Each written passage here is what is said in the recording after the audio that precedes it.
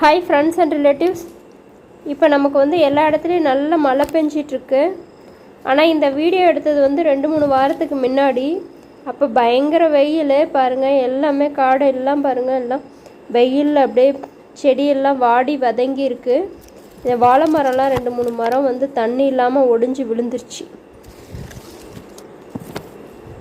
இப்போ இந்த காய் வந்து பழுக்காது, வாழைக்காயெல்லாம் பழுக்காது. இதை நம்ம பொரியல் தான் பண்ணணும். அந்த பொரியல் தான் எப்படி பண்ண போகிறோங்கிறத நம்ம பார்க்க போகிறோம்.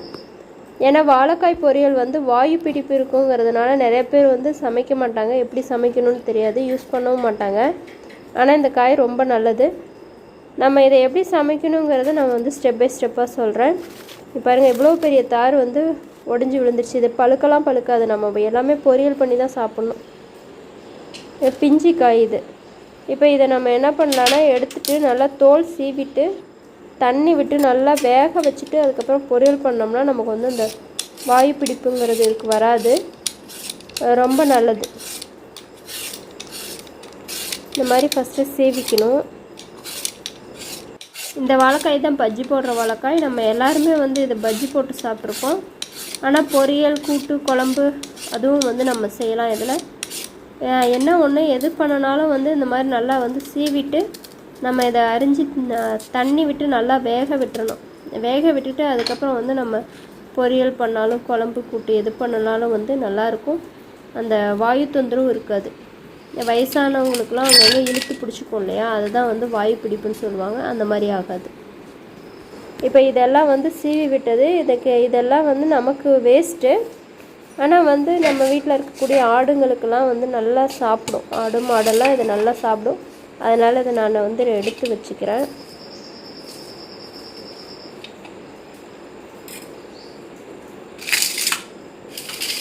இப்போ நம்ம இந்த சீவன வாழைக்காயெல்லாம் வந்து நல்லா சின்ன சின்னதாக அரிஞ்சிக்கலாம். இந்த மாதிரி ஒரு காயை 4 பொழுது இந்த மாதிரி சின்ன சின்னதாக அரிஞ்சிக்கலாம். இல்லை அப்படியே ரவுண்டாகவும் அரிஞ்சு போடலாம். அரிஞ்சு போட்டு குக்கரில் வச்சாலும் வைக்கலாம், இல்லை வெளியில் பாத்திரத்தில் வச்சு வேணால் வேக விடலாம். இது ஸ்டீம் ஃபுல்லானால் போதும். ரொம்ப நேரம்லாம் வேகணும்னு அவசியம் இல்லை.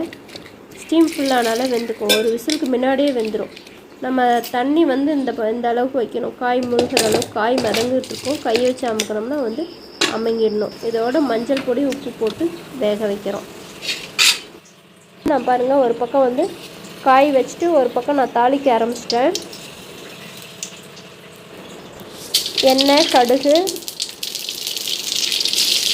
பச்சை மிளகாய், வெங்காயம்,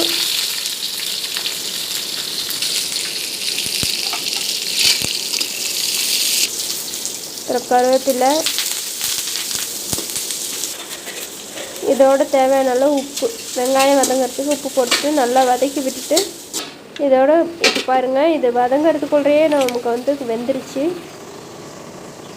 ரொம்ப குழைய வச்சிடக்கூடாது. இந்த அளவுக்கு இருந்தாலே போதும். அதுக்கு சும்மா இப்போ நமக்கு வந்து கொதி வந்தாலே போதும், வெந்துடும். கொதி வந்து ஒரே 1 நிமிஷம் விட்டிங்கன்னா அதுக்கப்புறம் நமக்கு வந்து காய் வெந்துடும். எடுத்து வடிச்சிட்டு நம்ம இதை ஒரு பக்கம் தாளிச்சிட்ருக்கோம். இதோட வந்து தேங்காயும் சேர்த்து நல்லா வதக்கிட்டு லாஸ்ட்டாக வந்து நம்ம வடித்து எடுத்து வச்சுருக்க வாழைக்காயை கொட்டி நம்ம பிரட்டினோம்னா நமக்கு வாழைக்காய் பொரியல் ரெடி ஆகிடுச்சு.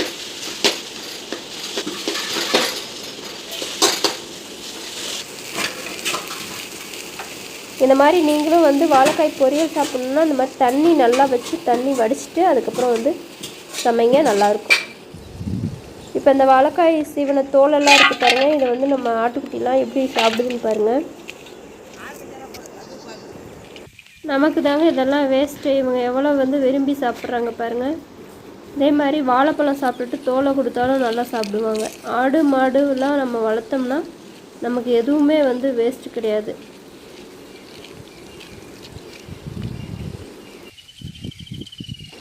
ஓகே, வீடியோ வாட்ச் பண்ணதுக்கு தேங்க்யூ.